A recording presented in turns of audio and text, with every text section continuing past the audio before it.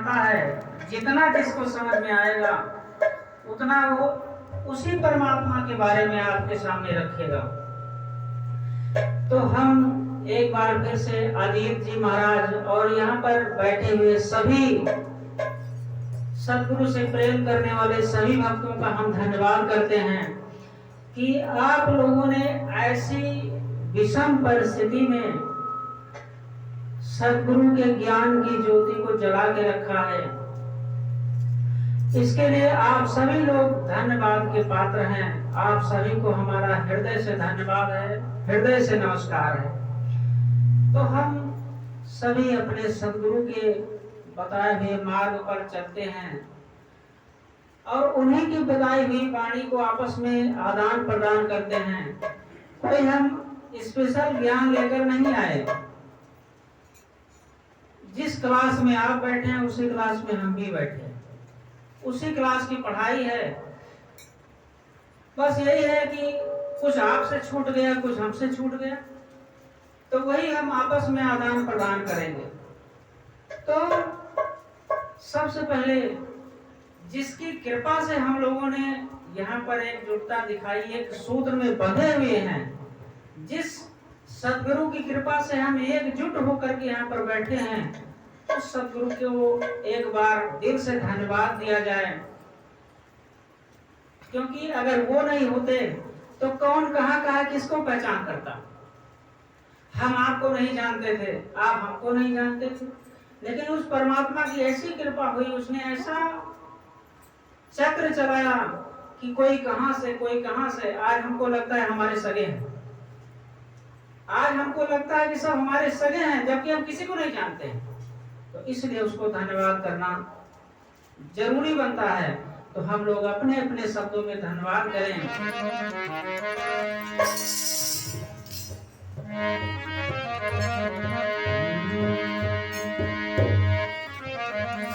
धन्यवाद सतगुरु मेरे, धन्यवाद सतगुरु मेरे,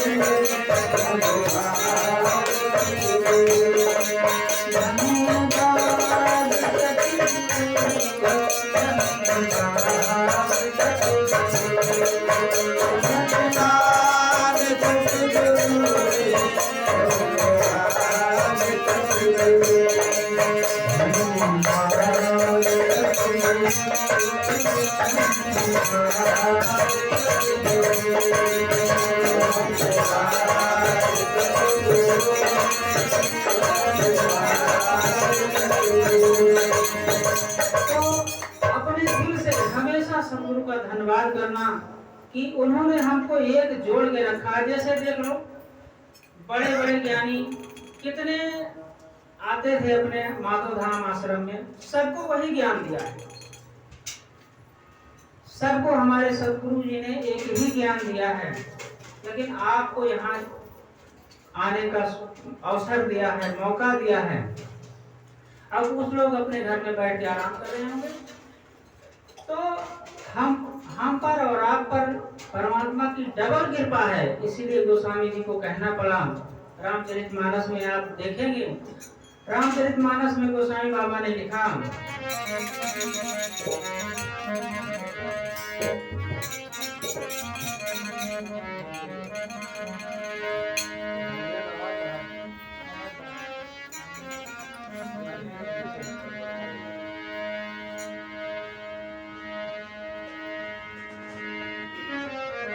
अति हरि कृपा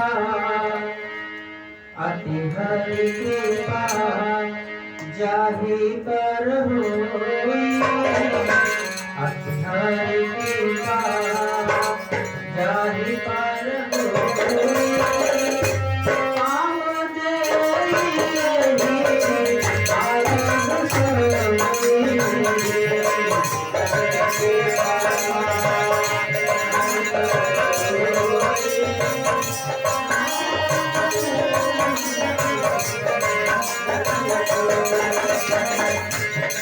हरि कृपा जाहि पर होई, काम देहि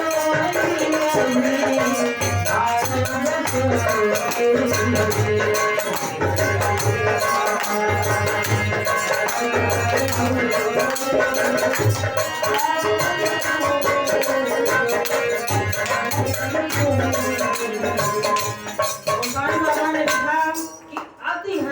जिसके ऊपर होती है वो इस रास्ते पर पैर रखता है। तो आप लोग के ऊपर अति हरि कृपा है, परमात्मा की असीम कृपा है कि आप लोग सत्संग के रास्ते पर चलते हैं, यहाँ पर आते हैं, सदगुरु को नमस्कार करते हैं, उनका गुणगान करते हैं। क्योंकि जिसने भी गाया है, जिसने भी अपने हृदय के उद्गार को प्रकट किया है, वो उसी सदगुरु की कृपा से है। इसीलिए रामचरितमानस में सबसे पहली चौपाई गुरु वंदना की आती है, और किसी की वंदना नहीं। आप रामचरितमानस का पहला पन्ना जैसे ही श्लोक खत्म करेंगे, सभी लोग पाठी ही हैं, पहली चौपाई आप देखेंगे तो गुरु वंदना की। गोस्वामी बाबा ने लिखा कि बंदा हूँ गुरु पद पद्म परागा,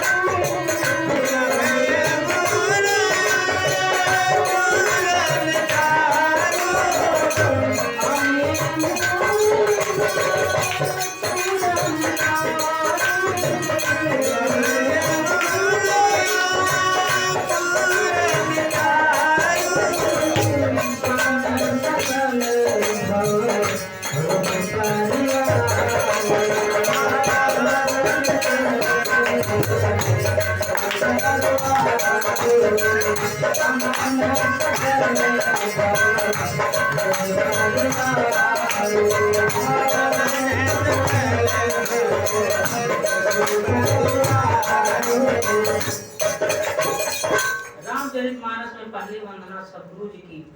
बंदम गुरु पद पद्म परागा, सुरचि सुवास सरस अनुराग। एकदम साधारण सा शब्द है, किसी के भी समझ में आ सकता है। ज्यादा विस्तार से नहीं, क्योंकि टाइम भी देख के चलना है।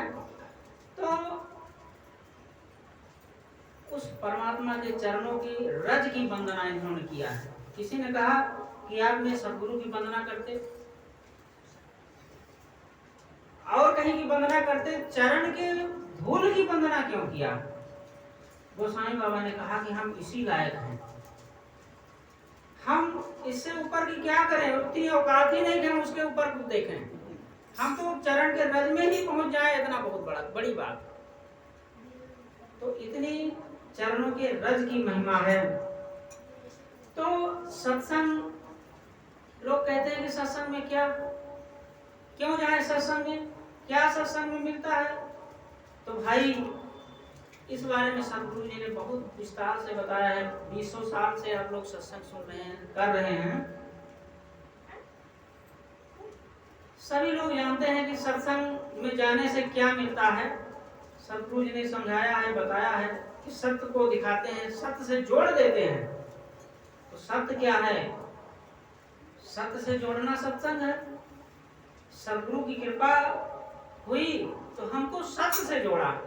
जैसे हम लोग भी बाहरी दुनिया में भागते थे, कहीं हम भी बाबा कोटौन चले जाते थे कि इतने किलोमीटर साइकिल चला के धान गेहूं होता था, चढ़ाने जाते थे, एक लड्डू चढ़ाने के लिए धक्का खाते थे। वहां पर अयोध्या चले जाते थे, वहां पूरा दिन लग जाता था, वहां हनुमानगढ़ी में चढ़ ही नहीं पाते थे, इतना भीड़। लेकिन गुरु जी ने सबको शॉर्टकट में लाके कहा, देखो रामचरितमानस अभी सोनू महाराज पढ़ के आ रहे हैं, पाठ करते हैं। कहा कि बाहर जाने की जरूरत नहीं है, जो तुम पढ़ते हो वही करना है। जैसे सुंदरकांड का पाठ करते हैं लोग, हमने कहा हमारे गांव में भी होता है, बहुत आपके गांव में होता होगा। तो सुंदरकांड के पाठ वाला एक लड़का हमको मिला, तो हमसे कहा कि अब भैया यहीं पर रहना, सुंदरकांड के पाठ का 500 रुपया और 24 घंटे के पाठ का 1000 रुपया मिलेगा। बहुत अच्छी कमाई चल रही है। 8-10 लड़के हमारे यहाँ गांव के ग्रुप बनाए हैं, बढ़िया कमाई करते हैं। तो हमको भी जब मौका मिलता है तो वो अपना गाते हैं और हम अपने गुरु का गाते हैं। तो हमने उनको कहा कि भाई सुंदरकांड के पाठ का मतलब क्या है? पाठ का मतलब पढ़ना नहीं कि पढ़ लिए बस पढ़ना, पढ़ते 60 दोहा में सुंदरकांड खत्म। आप लोग देखे होंगे राम लीला होता है, उसमें कहते हैं राम का पाठ करना है, लक्ष्मण का पाठ करना है, हनुमान का पाठ करते हैं। पाठ करने का मतलब पढ़ना नहीं, पाठ करने का मतलब राम का पाठ करने का मतलब राम जैसा बन जाना। लक्ष्मण का पाठ वो करता है जो लक्ष्मण की जैसा बन जाता है। हमने कहा सुंदरकांड का पाठ का मतलब है, सुंदर माने सुंदर और कांड माने घटना या काम। लोग कहते नहीं, पंडित लोग समझाते हैं कि भैया सुंदरकांड का पाठ करोगे सब अच्छा होगा। हमारे गुरु जी ने भी यही समझाया, कांड माने होता है काम। जैसे कहते नहीं, अरे कांड माने बहुत बड़ा कांड हो गया, सुने हैं ना देहाती भाषा में, अरे वहां बहुत बड़ा कांड हो गया। कांड माने कोई ऐसा काम हो गया, बहुत बड़ा काम कोई हो गया। तो कांड का मतलब है काम। जब सुंदर कांड करोगे, पाठ करोगे, मतलब सुंदर काम करोगे, तो अपने आप फल अच्छा होगा। सुंदर कांड का फल जो है अच्छा होता है। यही कहते हैं पंडित लोग कि भैया सुंदर कांड का पाठ करो और जो काम नहीं बनने वाला है बन जाता है। तो सुंदर कांड का मतलब है पढ़ना नहीं, सुंदर कांड का पाठ करना, मतलब कांड माने काम सुंदर करना है। अगर हम भी सुंदर काम करेंगे तो अपने आप काम अच्छा होगा। अगर हम सुंदर काम नहीं करेंगे तो अपने आप विघ्न बाधाएं आएंगी। तो आप सभी लोग सत्संग में आते हैं, इतना बहुत अच्छा लगा हमको। अब अजीत जी महाराज एक छोटा सा दिया लेके बैठे हैं, जलाए जा रहे हैं, आप सबको जोड़ रहे हैं। आप सभी लोगों का मेहनत है, श्रद्धा है, प्रेम है, क्योंकि ये आश्रम नहीं था। एक दिन हम आए थे तो कुछ नहीं था, लेकिन रामचरितमानस में गोसाई बाबा ने लिखा भी है कि ये प्रकट कैसे हो गया। हम पिछली बार आए थे तो आश्रम नहीं था, 5-7 साल पहले आए थे तो नहीं था, लेकिन तुलसी बाबा की चौपाई यहाँ काम करती है। उन्होंने लिखा कि हरि व्यापक सर्वत्र समान, हरि व्यापक सर्वत्र समान,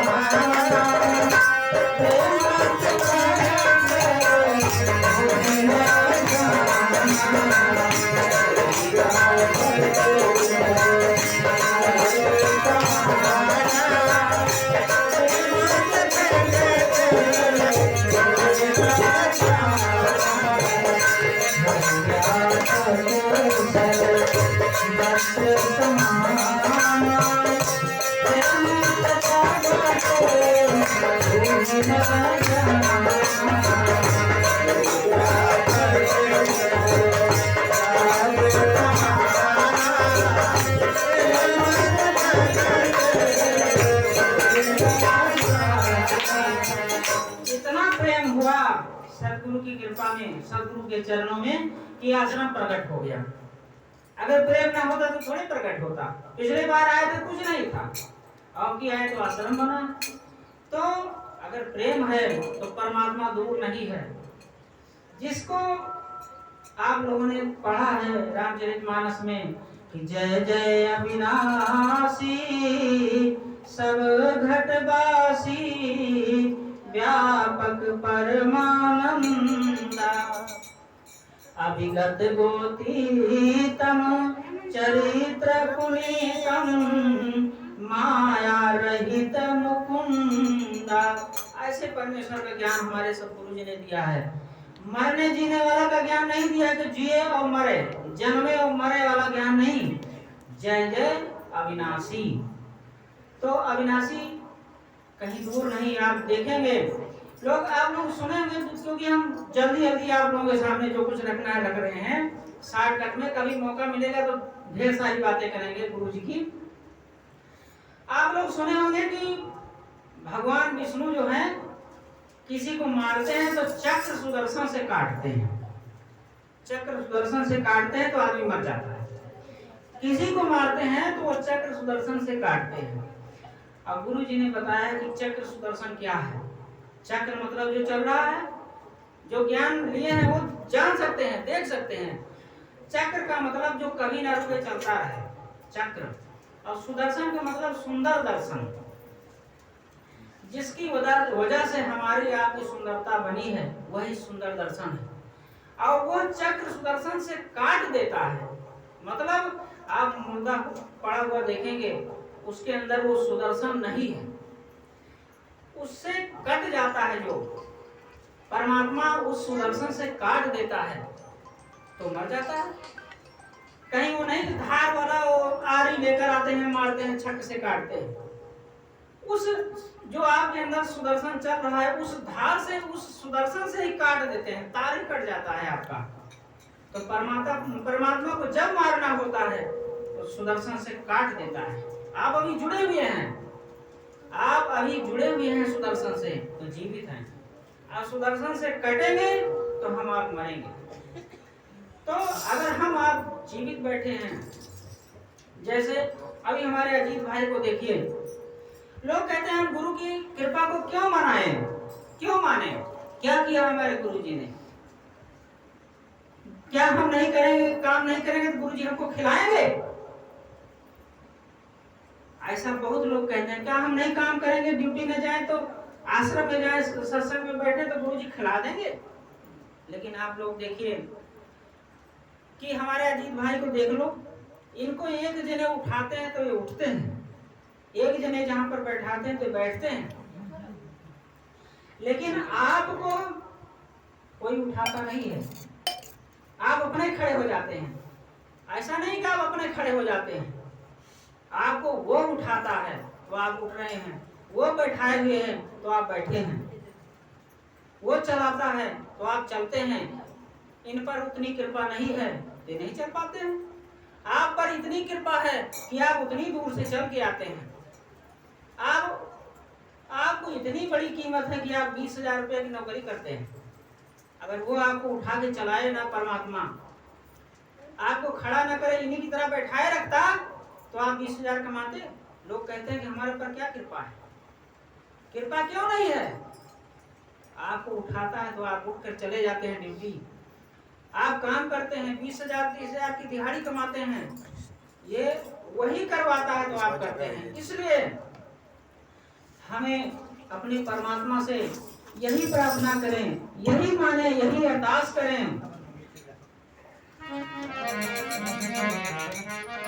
सोते जागते जब भी मौका मिले तो अपने सदगुरु जी से यही अरदास करना, और कुछ नहीं, यही एक अरदास करना।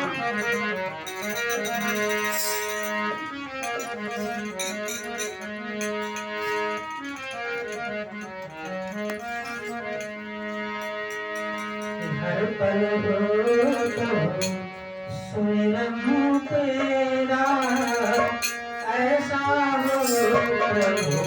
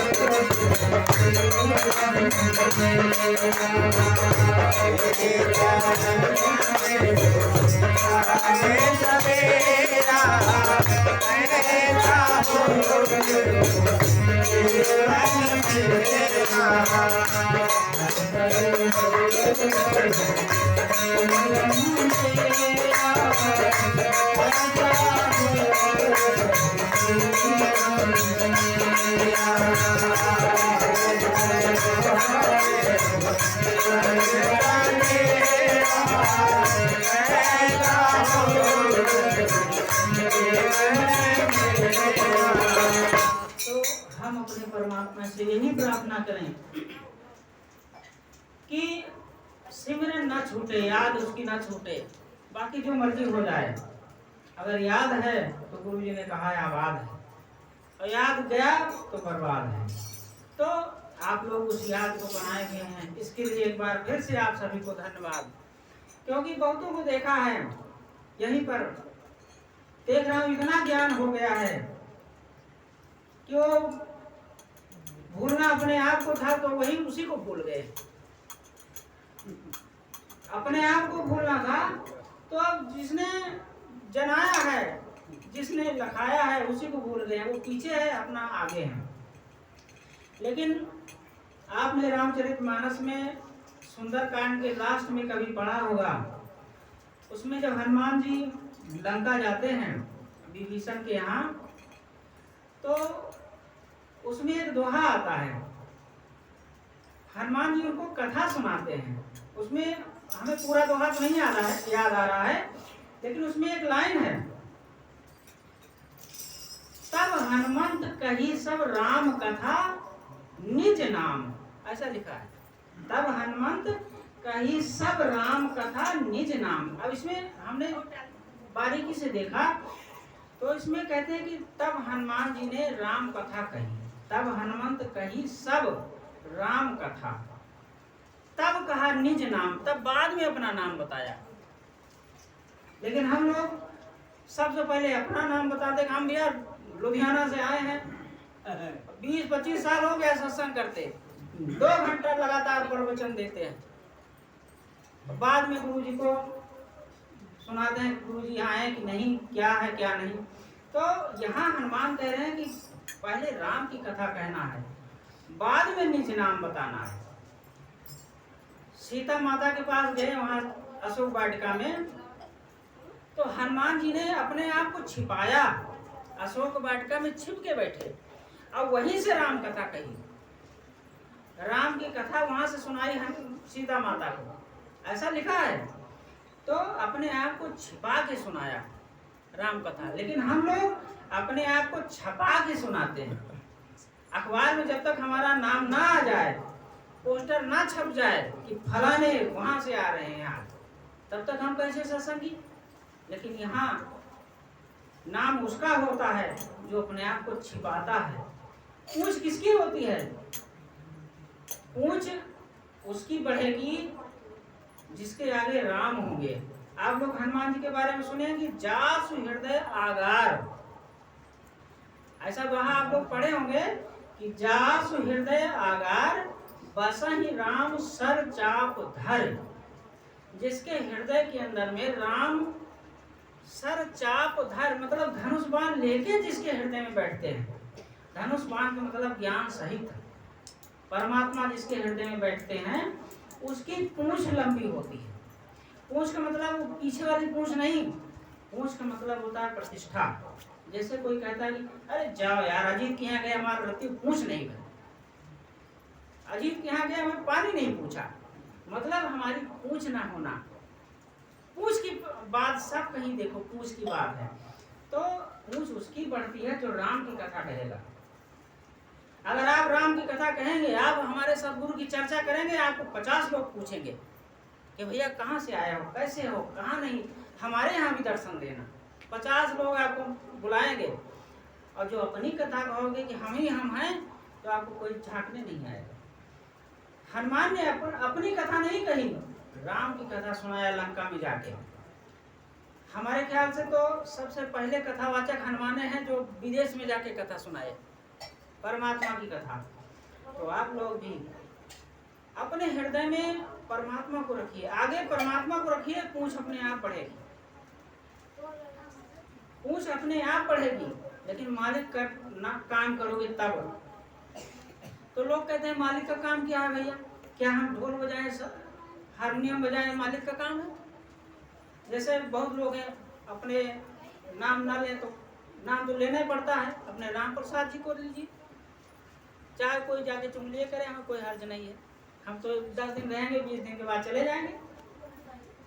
तो अब उनको देखिए, किसी की बुराई नहीं हम कर रहे हैं, जो असली बात है वो हम आपके सामने कहते हैं। बात ये है कि यहाँ तो हम कहते हैं कि राम की कथा करना है। अगर राम की कथा कहेंगे तो अपने आप पे पूछ बढ़ेगी, और जो अपनी कथा कहेंगे तो पूछ नहीं बढ़ेगी। तो कहते हैं राम का काम करना है। अगर आप हनुमान हो तो राम का काम करना है। गुरु क्यों खुश होते हैं? गुरु जी खुश होंगे कब? ढोल बजाने से नहीं। आप लोग सुने होंगे ढोल बजाने से, हारमोनियम बजाने से गुरु जी नहीं खुश होते हैं। हम कालका गए थे सत्संग के लिए गुरु जी के साथ में, हम गुरु जी 2 जने गए थे। कालका वहाँ हिमाचल में है। तो कोई हारमोनियम नहीं, कोई ढोलक नहीं। गुरु जी के स्कूटर पे बैठे और रोपड़ गए, रोपड़ में स्कूटर रखा, बस से हम और गुरु जी दोनों जने गए कालका।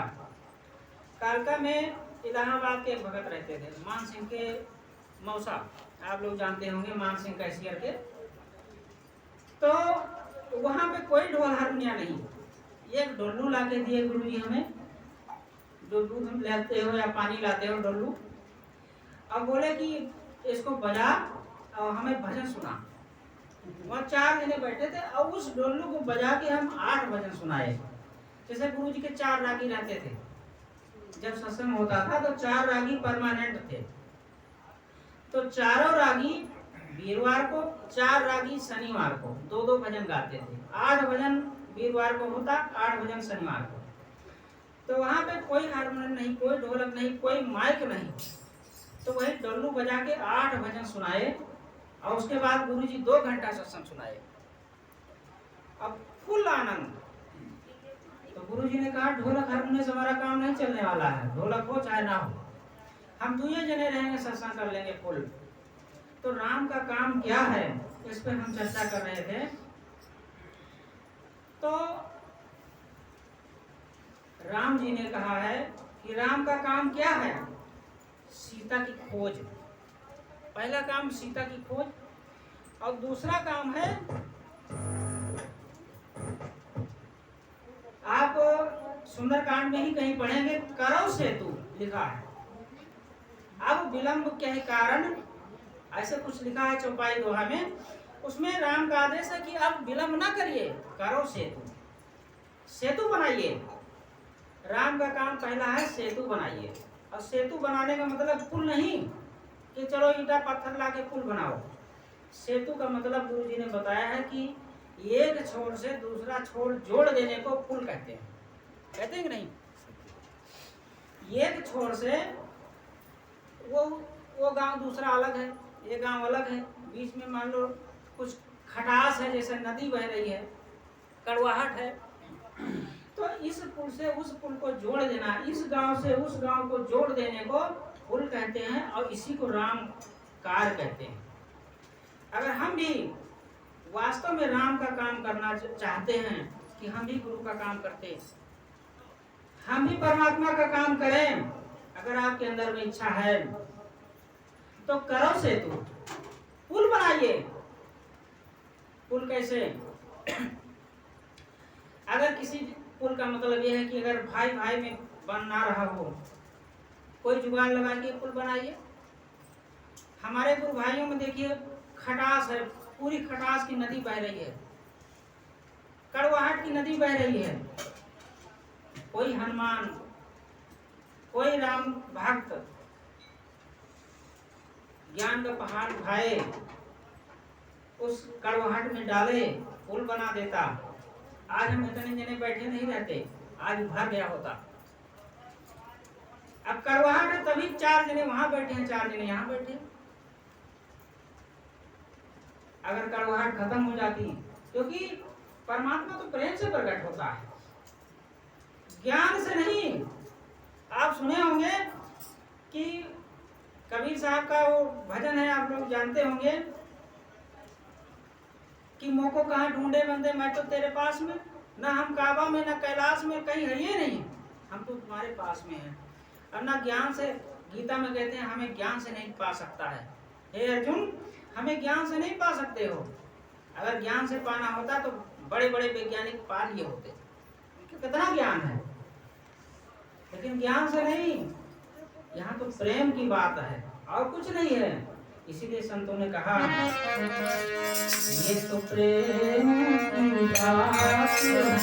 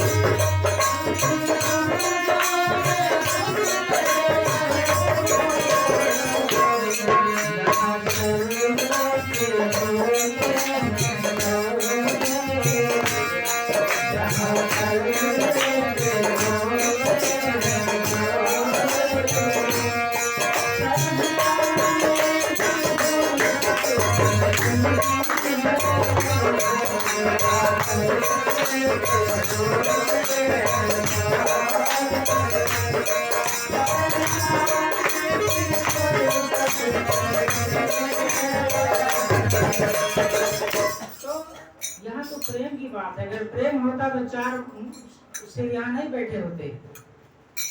कुछ ना कुछ तो खटास है, तभी तो बिखर रहे हैं।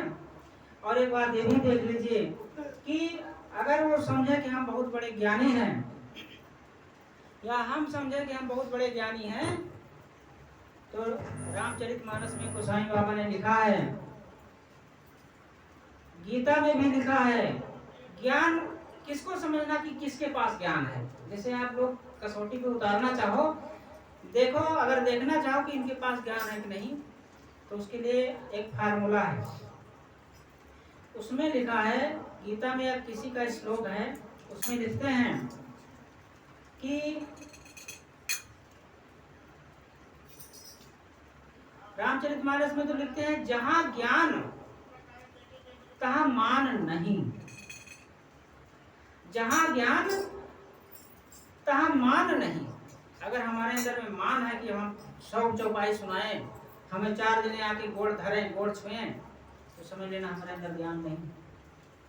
अगर हमारे अंदर मान पाने की इच्छा है, तो ऐसे आप जान लेना कि इसके अंदर कितना ज्ञान भरा है। जिसको नम्रता नहीं आई, जिसको झुकना नहीं आया वो कहाँ का ज्ञानी है। आप लोग सुने होंगे इतिहास में, भगवान कृष्ण ने जब अर्जुन के युधिष्ठिर के राष्ट्रीय यज्ञ हुआ, ब्रह्मभोज हुआ, तो वहाँ सबसे बड़ी सेवा सबने अपनी अपनी बांट ली कि हम भाई पूरी चलाएंगे, कोई खीर चलाएंगे, कोई क्या चलाएंगे। तो कृष्ण भगवान ने सिर्फ पत्थर उठाने की सेवा लिया, पत्थर उठाने की सेवा कृष्ण भगवान ने लिया।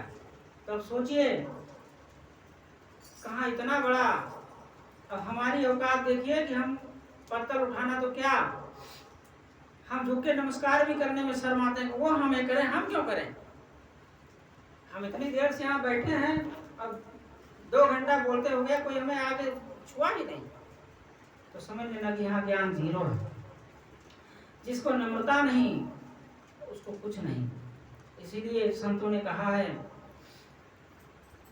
टाइम हो गया ना भैया, कि देखो हम बाहर ना जाके अपने परमात्मा की बात पर आते हैं कि हम आप लोग सभी ज्ञानी हैं, सभी उतना ज्ञान तो है ही कि हमें क्या करना है।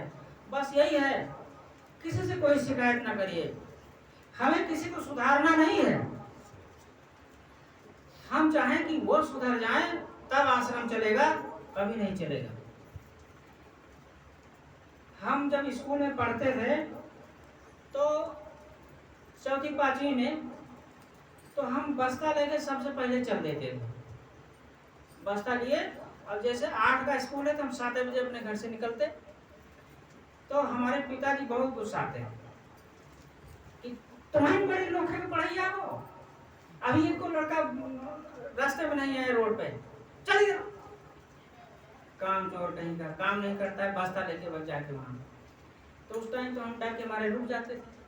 लेकिन अब सोचता हूँ कि अगर स्कूल जाने वाले 100 लड़के हैं और 100 लड़के में हर किसी के माता पिता कहें कि चल अंदर बैठ, अभी रोड पे कोई लड़का नहीं आया, वो भी कहे चल अंदर बैठ, अभी रोड पे कोई लड़का नहीं दिखा, तो स्कूल कोई जाएगा नहीं, ना रोड पे कोई दिखेगा ना कोई जाएगा।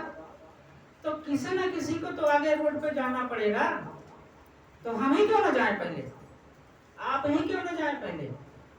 तो हमें किसी को सुधारना नहीं है भैया, हम अगर पहला करेंगे। जैसे मेरे आश्रम में यही माधव धाम में सुबह सुबह झाड़ू लगाते थे सब लोग, तो हमारे नीरज भगवान है यहाँ पर, तो हमने देखा कि जब तमाम भगत सोए रहते थे सवेरे, क्योंकि सुबह उठ के सेवा करना होता था, सवेरे उठो, झाड़ू लगाओ, दरी इकट्ठा करो, सारा कुछ करो, तो ये किसी को कहते नहीं थे।